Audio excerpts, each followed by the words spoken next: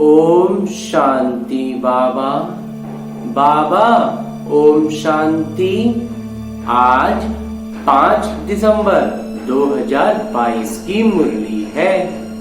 बाबा कह रहे हैं, मीठे बच्चे, जितना ज्ञान रत्नों का दान करेंगे उतना खजाना भरता जाएगा। विचार सागर मंथन चलता रहेगा, धारणा अच्छी होगी। आगे बाबा प्रश्न पूछ रहे हैं कि जिन आत्माओं के भाग्य में बेहद का सुख नहीं है, उनकी निशानी क्या होगी? उत्तर बतलाते हैं बाबा कि वह ज्ञान को सुनेंगे, लेकिन ऐसे जैसे उल्टा घड़ा, बुद्धि में कुछ भी नहीं बैठेगा। अच्छा अच्छा करेंगे, महिमा भी करेंगे, कहेंगे हाँ सबको ये सुनना चाहिए, मार्ग बहुत अच्छा है, परंतु खुद उस पर नहीं चलेंगे। बाबा कहते हैं ये भी तकदीर। तुम बच्चों का फर्ज है सेवा करना, हजारों को सुनाते रहो, प्रजा तो बनती है। सुनाते रहेंगे, कम से कम प्रजा तो बनती है। माता पिता के जैसे बेहद के पिता से वर्षा लेने का पुरुषार्थ करो, अलौकिक संपदा लेने के लिए पुरुषार्थ करो। ज्ञान को धारण कर आप समान बनाते रहो। गीत है, तकदीर जगाकर आई हूं। ओम शांति। तकदीर सदैव 2 प्रकार की होती है, एक अच्छी दूसरी बुरी, एक सुख की दूसरी दुख की। भारत के सुख की तकदीर भी है तो दुख की तकदीर भी है। भारत ही सुखधाम था, भारत ही दुखधाम है। मकान नया है तो अच्छी तकदीर है, पुराना है तो बुरी तकदीर। भारत ही पहले नया था, अब फिर पुराना हुआ। इन बातों को भी तुम बच्चे ही समझ सकते हो, दुनिया नहीं जानती। तुम्हारा ध्यान इन बातों की तरफ खिंचवाया जाता है कि बच्चे तुम कितने तकदीरवान थे। देवी देवता विश्व के मालिक थे, अभी नहीं है। तकदीर, अच्छी तकदीर बदल अब बुरी हो गई है। अच्छी तकदीर कैसे और कब होती है, यह समझने की बात है। समझाने वाले एक को ही बेहद के पिता कहते हैं। भारत की ऊंची तकदीर कब थी? जब स्वर्ग था। बुरी तकदीर अब है।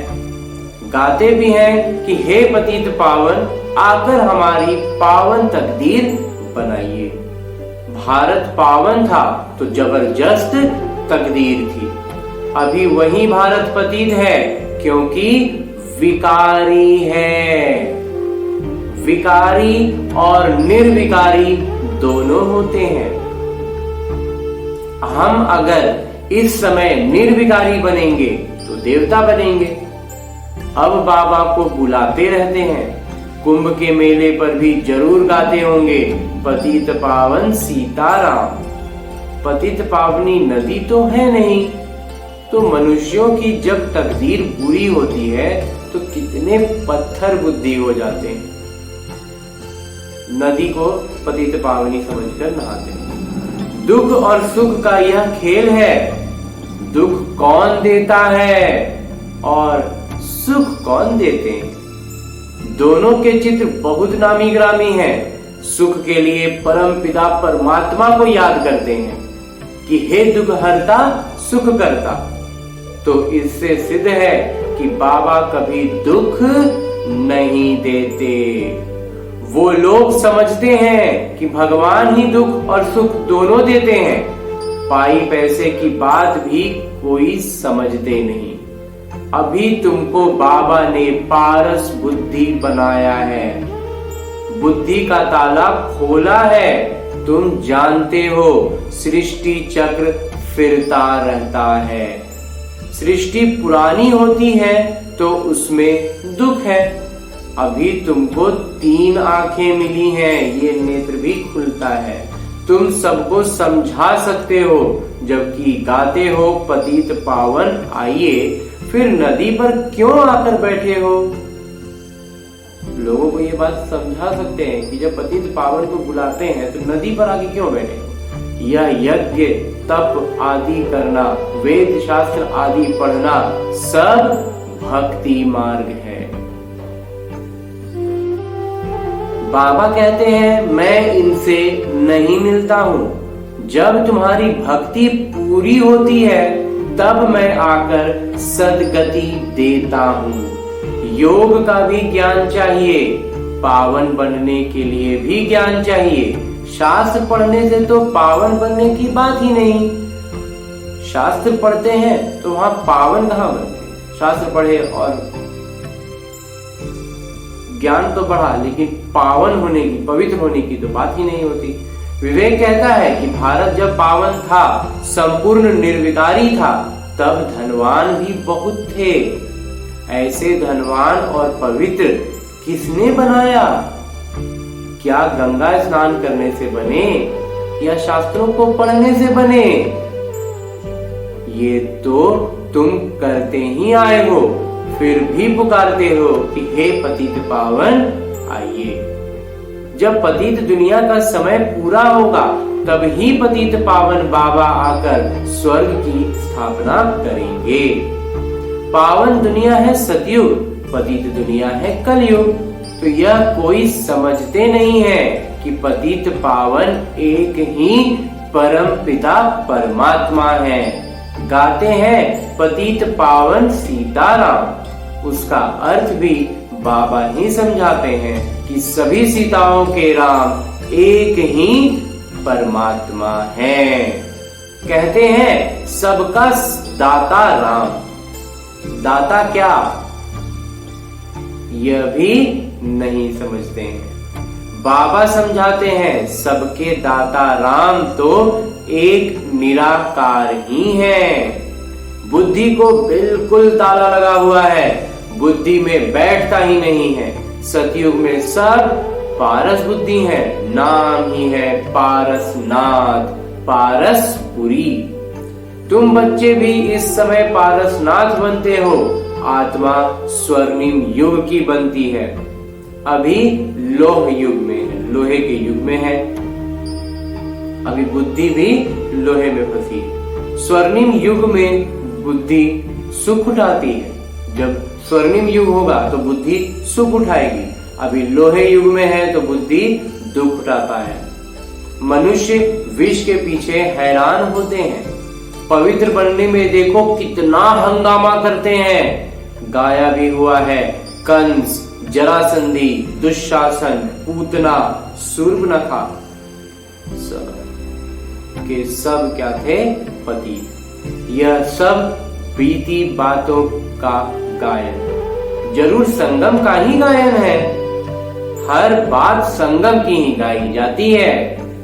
बाबा कहते हैं मैं भी पतितों को पावन बनाने एक ही बार आता हूँ। तुम जानते हो कि बाबा की व्यापार ही है पतितों को पावन बनाना। बाबा रचयिता है तो जरूर नई रचना ही रचेंगे। रावण है पतित बनाने वाला, बाबा है पावन बनाने वाले। तो उसका यथार्थ नाम, उनका यथार्थ नाम शिव है। शिवरात्रि भी मनाते हैं। रात्रि का भी अर्थ तुम समझते हो।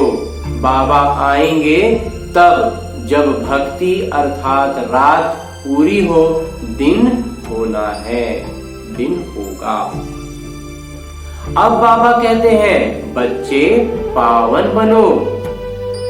अब वापस जाने का है। सतयुग था, अब फिर चक्र दोहराया जा रहा है। तुम बच्चों को मनुष्यों से देवता बना रहा हूं। देवताएं भी मनुष्य ही थे और कोई फर्क नहीं है। सिर्फ वह गोरे अर्थात पावन है और अभी के मनुष्य सांवरे अर्थात पतित है। भारत स्वर्णिम युग में था, अभी लौह युग में है। आत्मा में खाद पड़ गई है, वह निकलेगी सिर्फ योग अग्नि से। आगे मन मना भव अक्षर पढ़ते थे, अर्थ कुछ भी नहीं समझते थे। परम पिता परमात्मा के साथ बुद्धि योग लगाना है, परंतु उनके रूप का ही किसी को पता नहीं है, तो योग कैसे लगा सकते हैं? कहते हैं परमात्मा नाम रूप से न्यारे हैं, तो योग किससे लगाएं? भगवान उवाच मन मना भव। देह का अभिमान छोड़ो, अपने को आत्मा समझो। आत्मा का रूप क्या है? कहते हैं आत्मा सितारा है, भृकुटी के बीच में रहता है, तो आत्माओं के पिता भी ऐसे ही होंगे। उनको फिर नाम रूप से न्यारा कहते हैं। बाबा के लिए कहते हैं ब्रह्म है, अखंड ज्योति तत्व है। ब्रह्म तो बेअंत हो गया, जैसे आकाश का अंत नहीं पा सकते। अच्छा, कोई करके अंत पा भी लेवे, परंतु उससे मुक्ति, जीवन मुक्ति तो कोई को नहीं मिलती। मुक्ति, जीवन मुक्ति का अर्थ भी तुम बच्चे ही समझते हो, दुनिया तो कुछ नहीं जानती। गाते भी हैं ज्ञान का सागर, मनुष्य सृष्टि का बीज रूप है, सत्य है, चैतन्य है, पतित पावन है, तो जरूर पतित दुनिया में आएंगे। जब पतित पावन है, सत्य है, चैतन्य है, तो पतित दुनिया में ही आएंगे ना। तुम समझाते हो तब ज्ञान है, तो भक्ति हो ना सके। तुम समझाते हो, जब ज्ञान है तो भक्ति हो ना सके। ज्ञान है दिन, सतयुग त्रेता, और भक्ति है रात, कलयुग द्वापर। ज्ञान का सागर परम पिता परमात्मा है, न कि पानी। यह सबको समझाना है। सारे भारत को कैसा पैगाम देना है, उनके लिए बाबा अच्छी अच्छी युक्तियां समझाते रहते हैं। मेला तो वास्तव में आत्मा और परमात्मा का गाया हुआ है।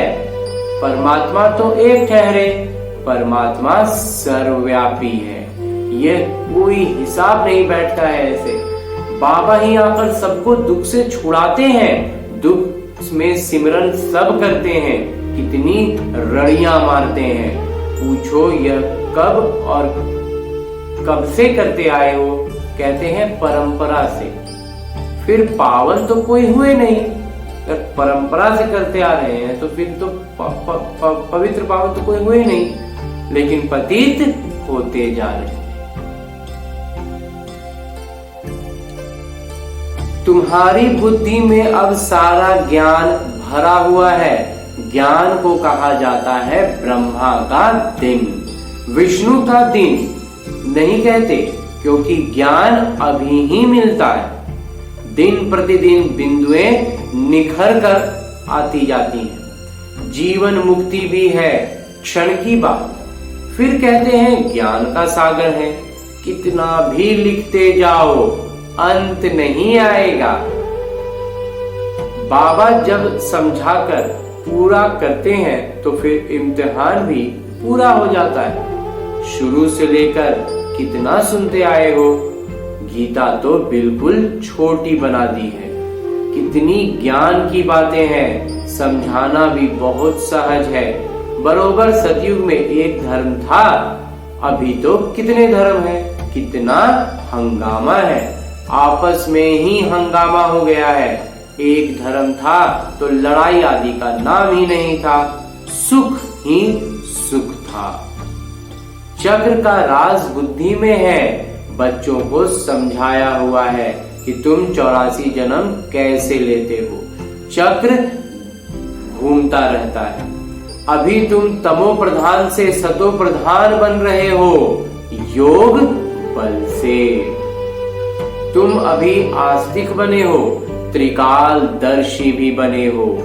दुनिया में और कोई भी रचता और रचना को नहीं जानते, तुम बच्चे ही जानते हो, परंतु धारणा कर औरों को नहीं समझाते हैं तो बिंदुएं भूल जाती हैं। एक माल बुद्धि में नहीं बैठता तो दूसरा कैसे बैठेगा? एक आत्मा आकर के बुद्धि में ज्ञान को नहीं धारण करेगी तो दूसरे को कैसे बैठेगा? दान देते जाएंगे तो खजाना भरता जाएगा, विचार सागर मंथन चलता रहेगा। ज्ञान की एक बात समझ में आई, उसको अपनी बुद्धि में बिठा लिया, तब दूसरी बात उससे मेल खाएगी और वो भी बैठेगी। एक भी बैठाएंगे ही नहीं, सिर्फ ऊपर ही ऊपर हाँ हाँ हाँ करेंगे तो फिर ज्ञान बढ़ेगा नहीं। किसी को कैसे समझाए? भक्ति की महिमा तब है जब ज्ञान नहीं है। भक्ति की महिमा तभी तक है जब तक ज्ञान नहीं है। जो सेवा पर है उन्हों की बुद्धि में नशा रहता है, क्रमशः तो है। जिसकी बुद्धि में जितना ज्यादा सेवा के लिए भावना रहेगी उनको नशा उतना ज्यादा रहेगा। तो नशा का भी क्रम है, कोई ज्यादा नशे में रहते हैं, कोई कम नशे में रहते हैं। महारथी वह है जो दूसरों को आप समान बनाते रहते हैं, ज्ञान धारण करते हैं, पद भी उनको ऐसा मिलता है। यह मेहनत सारी गुप्त है। तुम बाबा के बने हो तो समझते हो बाबा से जरूर स्वर्ग का वर्षा मिलेगा। वहां रावण होता नहीं, रावण का राज्य ही अलग है, राम राज्य अलग। तुम बच्चे अभी समझते हो कि रामायण भागवत आदि में सब इस समय की बातें हैं, सब संगम युग की बातें हैं, गुड़ियों का खेल है। बाबा समझाते हैं इस समय सारा झाड़ तमो प्रधान है, खत्म होने का है। तुम्हारी बुद्धि में सारा राज है। समझाने के लिए कितनी युक्तियां बताते रहते हैं बाबा। समझेंगे फिर भी कोटों में कोई, इतनी युक्तियों से इतनी बातें बाबा बताते हैं, लेकिन समझते हैं फिर कोटों में, करोड़ों में कोई कोई ही समझते हैं। अभी बीज लग रहा है, सैंपल लग रहा है। जो और धर्मों में परिवर्तित हो गए थे वह सब निकल आएंगे। हिंदू वास्तव में है असल देवी देवता धर्म के। समझाना है तुम भारतवासी देवी देवता नस्ल के हो ना, तो देवी देवताओं को ही पूजते हो, देवता ही तुम्हारा धर्म है। पहले तुम देवता थे, फिर तुम क्षत्रिय, वैश्य और फिर शूद्र बने। अब फिर तुम ब्राह्मण बन देवता बनो। हम समझाएंगे भारतवासियों को कि अब बीज लग रहा है। बाबा बैठ समझाते हैं कि मैं कैसे शूद्र से देवता में ब्राह्मण वाया ब्राह्मण परिवर्तित करता हूं। ब्राह्मण बन फिर देवता बनेंगे। कितनी समझ अच्छी, कितनी अच्छे से समझाते हैं। तुमसे कोई पूछे शास्त्र पढ़े हुए हो, बोलो भक्ति मार्ग में शास्त्र सब पढ़े हैं, परंतु सदगति तो बाबा ही आकर देते हैं। तब तो तुम उनको बुलाते हो ना कि पतित पावन आइए। युक्ति से समझाओ तो जरूर समझेंगे। समझाने के लिए बच्चों में हिम्मत चाहिए। नाटक तुमसे सेवा कराएगा, ऐसा देखने में आता है। कल्प पहले भी इसने इतना पुरुषार्थ कर यह पद पाया था, तो बाबा से वर्षा पाने का पुरुषार्थ पूरा करना है। जबकि बाबा का वर्षा मिलता है तो हम रावण के वर्षे का हाथ क्यों लगाएं? क्यों ना मीठे बन जाएं। जब एक तरफ अलौकिक धन संपदा का भरमार मिल रहा हो तो ये रावण की धन संपत्ति को क्यों छूने जाए? हाथ भी क्यों लगाए? क्यों ना मीठे बन जाए। सर्वगुण संपन्न बनना है, यह है राजयोग। नर से नारायण बनने का अर्थात राजा पद पाने का योग। बाबा कहते हैं मैं कल्प कल्प कल्प के संगम युग पर आता हूं। यह है चढ़ती कला का युग, बाकी सब है उतरती कला का युग। उतरती कला और चढ़ती कला होती है, दो कला है, एक उतरती और एक चढ़ती। तो यह चक्र बुद्धि में रहना चाहिए। बाबा बैठ आत्माओं को, बच्चों से बात करते हैं कि मुझे याद करो। यह अंतिम जन्म पतित नहीं बनो तो मैं तुमको विश्व का मालिक बनाऊंगा। क्या तुम मेरी बात नहीं मानेंगे? इतने प्यार से बाबा पूछ रहे हैं कि मैं जब तुम्हें विश्व का मालिक बनाऊंगा तो तुम मेरी इतनी सी बात नहीं मानोगे? फिर तो बेहद का सुख भी तुम पा नहीं सकेंगे। तुम यह जन्म तो पवित्र बनो, मैं गारंटी करता हूं तुमको विश्व का मालिक बनाऊंगा। बाबा की भी नहीं मानेंगे क्या? जो फूल बनने वाले होंगे उनको झट तीर लगेगा, भाग्य में नहीं होगा तो सुनेंगे ऐसा वैसा जैसे उल्टा घड़ा। प्रदर्शनी में तुम कितनों को समझाते हो, अच्छा अच्छा करते हैं, कहेंगे मार्ग बहुत सहज है, परंतु खुद कुछ भी नहीं करेंगे। सिर्फ महिमा की, औरों को कहा अच्छा है, परंतु खुद चलना नहीं। इससे क्या हुआ? कहेंगे तकदीर में नहीं है। तो जो ऐसे ऐसे हैं वो प्रजा में आ जाएंगे, परंतु बच्चों में सेवा का शौक होना चाहिए। हजारों को सुनाना पड़े, बेहद के बाबा से वर्षा लेने के लिए माता पिता के समान पुरुषार्थ करना चाहिए। अच्छा, मीठे मीठे सिकिल दे बच्चों प्रति माता पिता बाबा का याद प्यार और आशीर्वाद। रूहानी बाबा की रूहानी बच्चों को नमस्ते।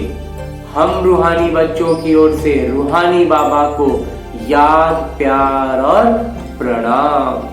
धन्यवाद बाबा, धन्यवाद। मुरली के लिए भी धन्यवाद और इस अनूठे अलौकिक ब्राह्मण जीवन के लिए भी बहुत बहुत धन्यवाद। धारणा है कि बाबा से पूरा वर्षा लेने के लिए अति मीठा सर्वगुण संपन्न बनना है। रावण के वर्षे को हाथ भी नहीं लगाना है। और दूसरा है कि ज्ञान को धारण कर रूहानी नशे में रह सेवा करनी है। बेहद का सुख पाने के लिए बाबा की हर राय को मानकर उस पर चलना है। और आगे बाबा वरदान दे रहे हैं। वरदान देते हुए बाबा कहते हैं कि सजगता की विधि द्वारा माया की छाया से स्वयं को सुरक्षित रखने वाले हलचल में अचल भव। वर्तमान समय प्रकृति की तमोगुनी शक्ति और माया की सूक्ष्म समझदारी की शक्ति अपना कार्य तीव्र गति से कर रही है। बच्चे प्रकृति के विकराल रूप को जान लेते हैं, लेकिन माया के अति सूक्ष्म स्वरूप को जानने में धोखा खा जाते हैं। क्योंकि माया रॉन्ग को भी राइट अनुभव कराती है, गलत को भी सही दिखाने की उसमें माया भी होता है ना, रावण माया भी था ना, कराती है। महसूसता की शक्ति को समाप्त कर देती है, झूठे को सच सिद्ध करने में होशियार बना देती है। इसलिए सावधान, सावधान शब्द को विशेष ध्यान देना है कि माया की छाया से स्वयं को सुरक्षित रख लें, तब हम हलचल में भी अचल बनेंगे। और अंत में स्लोगन है कि हर संकल्प में उमंग उत्साह हो तो संकल्पों की सिद्धि हुई पड़ी है। हर संकल्प में उमंग उत्साह हो गई तो संकल्प की सिद्धि तो होनी ही है। अच्छा, ओम शांति। ओम शांति बाबा। बाबा